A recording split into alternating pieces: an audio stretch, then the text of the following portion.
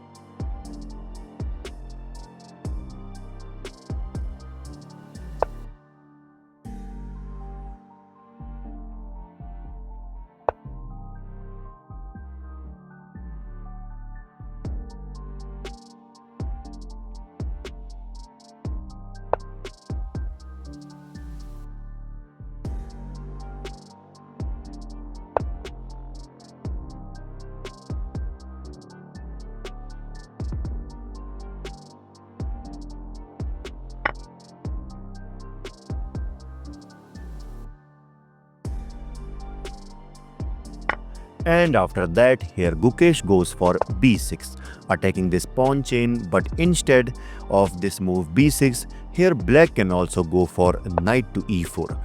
And now there are two possibilities for white to continue this game. Let's suppose if white decides to castle, now black can bring his another knight to f6, supporting this e4 knight. And here white can continue with queen to c2, creating some pressure over this knight.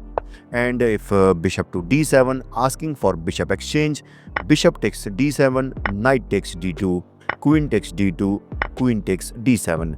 And despite white having an advanced pawn, this game is still equal for both because of this active bishop of black. Okay, so let's go back to our move knight to e4. After this move, here white can also consider exchanging these knights. This is because after takes, now this knight is under attack, so white has to move, suppose on d2, attacking this pawn, but black can defend this by simply pushing f5. Okay, and suppose if white decides to castle, now comes knight to f6, and now comes the most interesting part of this position. Let's suppose if white plays any another move like rook to e1. Now in this position, black can actually sacrifice his bishop by the move bishop takes h2 check. And let's suppose if king takes h2, now comes knight to g4 check, and king to g1, queen to h4. And now to save this game, white is forced to capture this knight by queen takes g4. This is because let's suppose if he goes for any another move like knight to c4, now comes queen takes f2 check, king to h1, queen to h4 check, king to g1, queen to h2 check, king to f1, queen to h1 check, king to e2, and finally queen takes g2 checkmate. So that's why let's go back to our move, which is knight to f6. Yeah,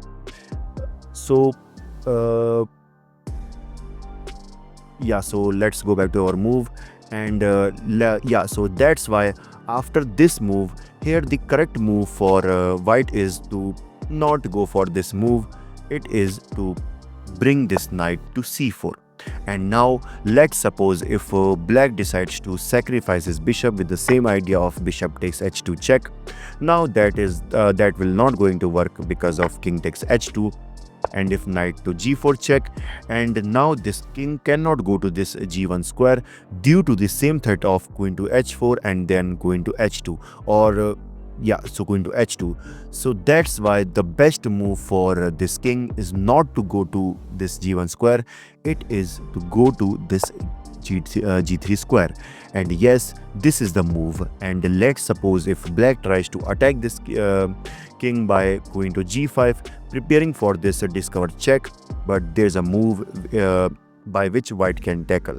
Here the white can go for f4, attacking this queen, and obviously if this happens, then black will grab our queen, but we will also grab this queen. So that's why. But what about this en passant? If this happens, then simply king takes f3, and later you can see white king will escape through these squares. Okay, so in the actual game, yeah, so let me go back. Yeah, after this move, here Hikaru goes for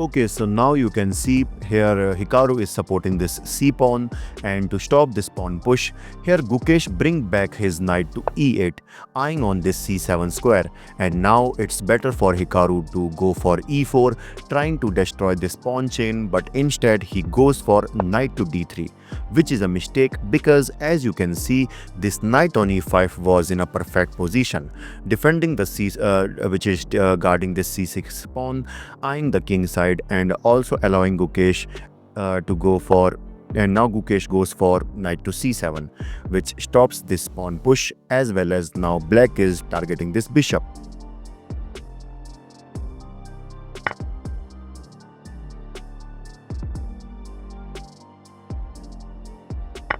And again, white can't go for e4, but instead Hikaru brings back his bishop to d3, which is a mistake because this bishop on b5 was first of all guarding this c6 pawn, and secondly it was acting like a bridge between these two isolated pawns. I mean, whenever black captures this bishop, then this a and c pawns get linked, but that's not going to happen now because Gukesh finds the best move, bishop to a6, trying to exchange this active bishop.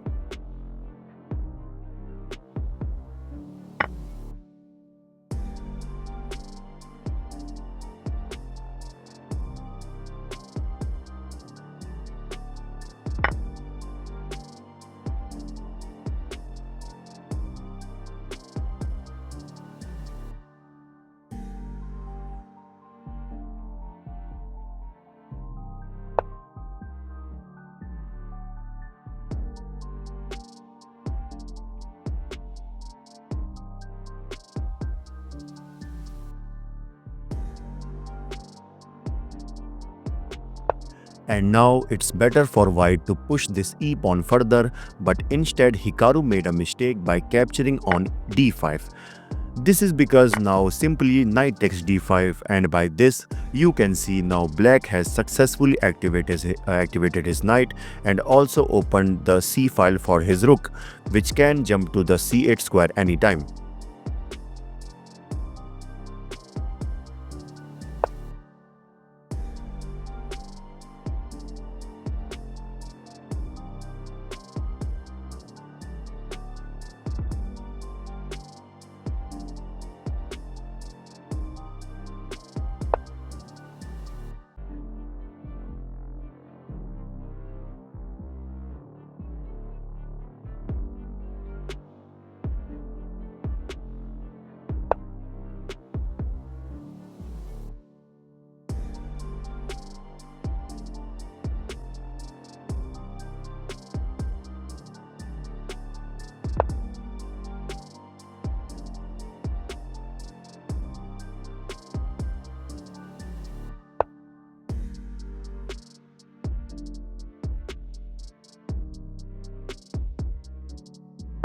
But guys, bishop to c7 might be the better option for black because it will act as a barrier between this c pawn.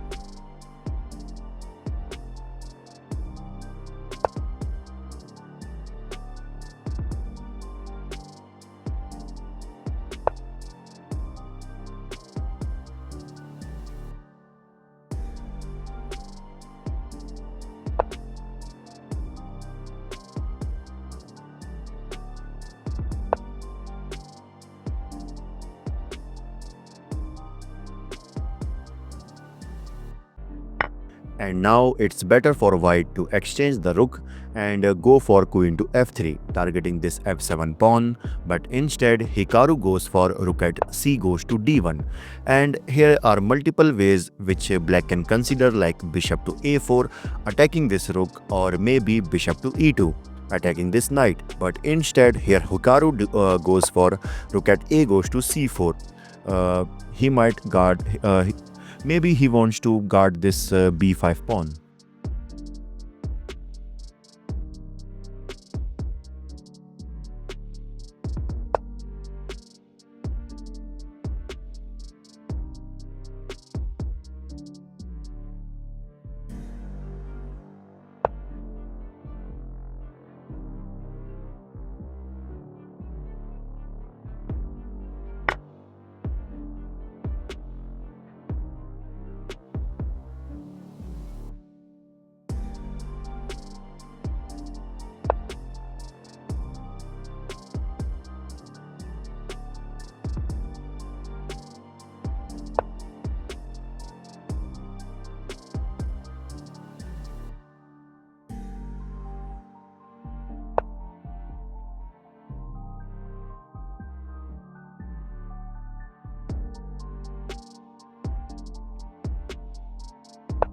And as you can see, now Hikaru is preparing for this check.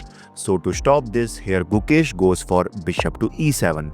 But now in this position, Hikaru finds the best move, knight to c5, attacking this queen. And now it's better for black to capture this knight. But instead, Gukesh goes for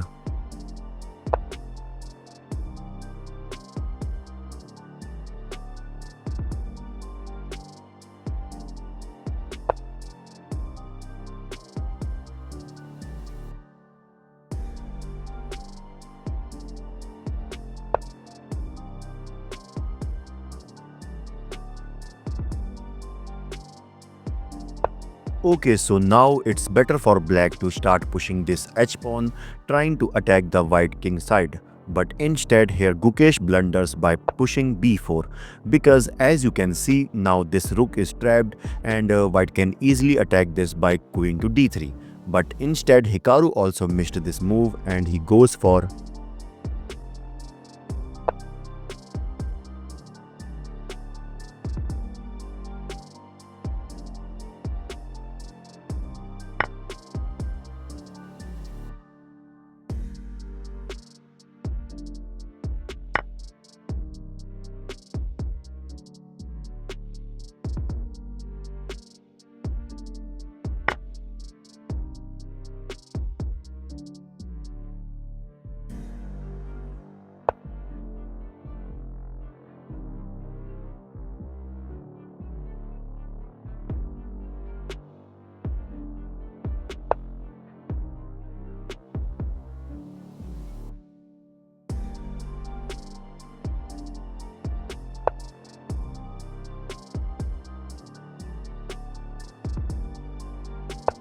And now black is threatening to play rook c1, so it's better for white to bring this king to g2. But instead he goes for bishop to e5. And as I said, now black has to just go for rook to c1. But Gukesh blunders by pushing h5. And now white has the opportunity to bring this rook to 7th rank so that he can target this f7 pawn. But Hikaru also missed that and he goes for.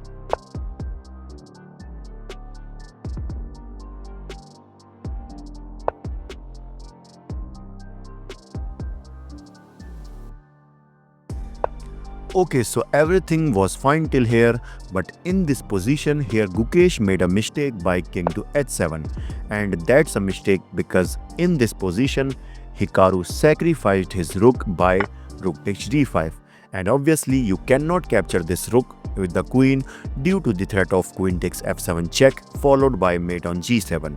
So that's why Gukesh captured with the e pawn, and after that simply queen to f6 threatening mate in 1. So that's why let me go back to the move which is king to h7. Instead of this move, here the best move for black is to go for rook to c8.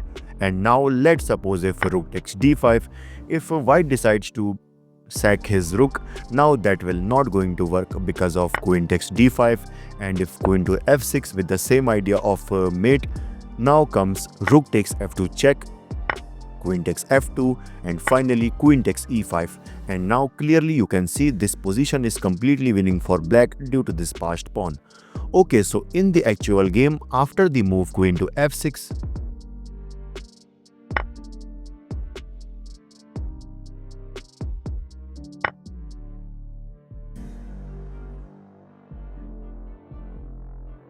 now queen to e6 by Gukesh, targeting this bishop on e5, and now it's better for white to go for rook to a7 so that he can target this f7 pawn if black captured this bishop. But instead Hikaru missed that and he goes for bishop to f4.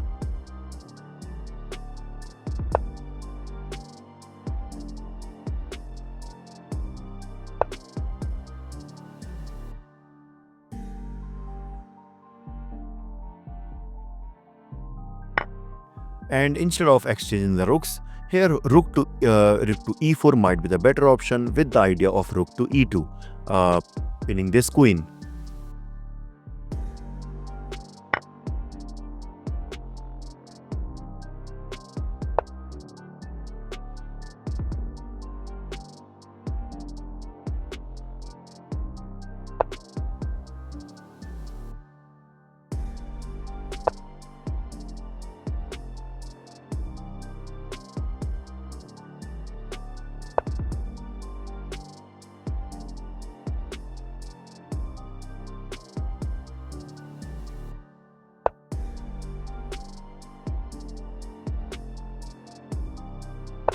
And now it's better to give a check from c8 square, but due to time pressure here Gukesh blunders by king to f8 and Hikaru checkmates him by queen to d8.